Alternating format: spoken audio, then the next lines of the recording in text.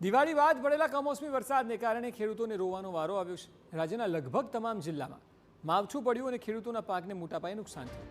ત્યારે ભરૂચના ખેડૂતોને પણ મોઢામાં આવેલો કોળિયો છીનવાયો છે। કારણ છે બરબાદીનો વરસાદ। કમોસમી વરસાદને કારણે અંકલેશ્વર તાલુકામાં નર્મદા કાંઠે નાના ખેતરોમાં ભારે નુકસાન થયું। શાકભાજી અને ફૂલોની મોટાભાગની ખેતી તો નિષ્ફળ ગઈ છે। 3 મહિના સુધી ખેડૂતોએ આવકનો મુખ્ય સ્ત્રોત ગુમાવતા ખેડૂતો સવાલ કરી રહ્યા છે કે સર્વે તો થઈ ગયો, પણ આર્થિક સહાય ક્યારે મળશે? સરકાર સહાય ચૂકવે તો ખેડૂતો શિયાળુ પાકનું વાવેતર કરવા હિંમત કરી શકે। કમોસમી માવઠાએ ભરૂચ જિલ્લાના ખેડૂતોની દયનીય હાલત બનાવી છે। ખાસ કરીને જે નાના વિસ્તારોમાં જે શાકભાજીની ખેતી કરતા ખેડૂતો છે તેમની હાલત ખૂબ બદતર બની છે। હાલમાં હું આપને બતાવી રહ્યો છું કે શાકભાજીનું ખેતર છે, જેમાં આખો એક શાકભાજીનો વેલો છે તે બળી ગયો છે।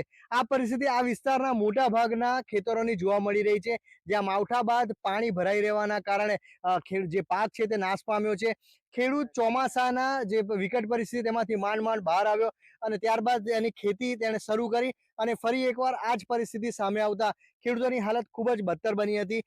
જે પ્રકારે જે દેખાઈ રહી છે ખેતરમાં આખો જે માંડવો તૈયાર કરવામાં આવ્યો હતો શાકભાજીનો, એ આખો માંડવો અત્યારે બળી ગયેલો છે। આમ આ માંડવામાંથી ખેડૂતને કઈ ઉપજ મળી શકે તેવી નથી। આ જ પરિસ્થિતિ મોટા ભાગના ખેતરોમાં જોવા મળી રહી છે। ગામના એક ખેડૂત છે, આપણે તેમને પૂછીએ, શું કહેશો, તમારા ગામમાં નુકસાની સર્વેની સ્થિતિ શું છે? હાલ તો જે કમોસમી વરસાદ પડ્યો જેના કારણે રાજ્ય સરકાર દ્વારા જે નુકસાનીનો આંક મેળવવા માટે ગામસેવક તથા જિલ્લા ખેતીવાડી અધિકારીને જાણ કરવામાં આવી, જેના પરિણામે અમારા ગામમાં ગામસેવકજી દ્વારા અમારા ગામનું જે 100 હેક્ટર જેટલી જમીન છે એ સંપૂર્ણ પાકો નાશ પામેલા, જેનું સર્વે થઈ ચૂકેલું છે। ચોક્કસ 100 હેક્ટર જેટલું નુકસાન થયું છે। વધુ એક ખેડૂતને આપણે પૂછીએ, તમારા ગામમાં કયા કયા પાકોને નુકસાન છે? અમારા ગામમાં તુરિયા, ગલકા, દૂધી, ચોરી, રીંગણ, પરવર, કારેલા, કેર જેવા પાકોને નુકસાન થયેલ છે। માવઠા પછી જે રીતે આખું ગામ મોટે ભાગે શાકભાજીની જ ખેતી કરે છે, હવે 100% જેટલો પાક નુકસાન પામ્યો છે, ખેડૂતોની સ્થિતિ અત્યારે કેવી બની છે?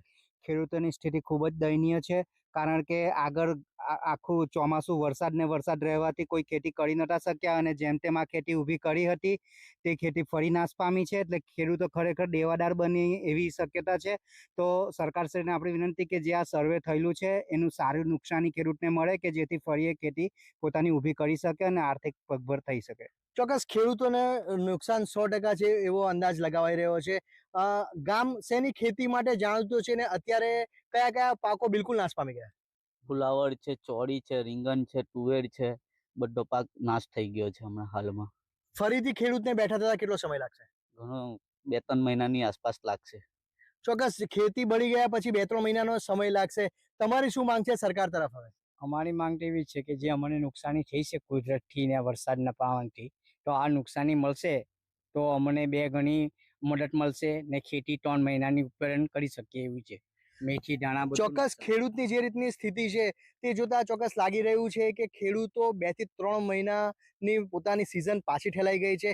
ચોમાસામાં નુકસાન બાદ ખેડૂતોએ બેઠા થવાનો પ્રયાસ કર્યો, પરંતુ ફરી એકવાર માવઠાએ તેમને પડતા ઉપર પાટું મારી દીધું। હવે ખેડૂતોની આશા સરકાર તરફ છે અને સરકાર તેમને વહેલી તકે જો વળતર આપે તો ફરી એક સિઝન માટે તેઓ સાહસ કરી શકે તેવી આશા પણ વ્યક્ત કરી રહ્યા છે। અંકિત મોદી, TV9, ભરૂચ।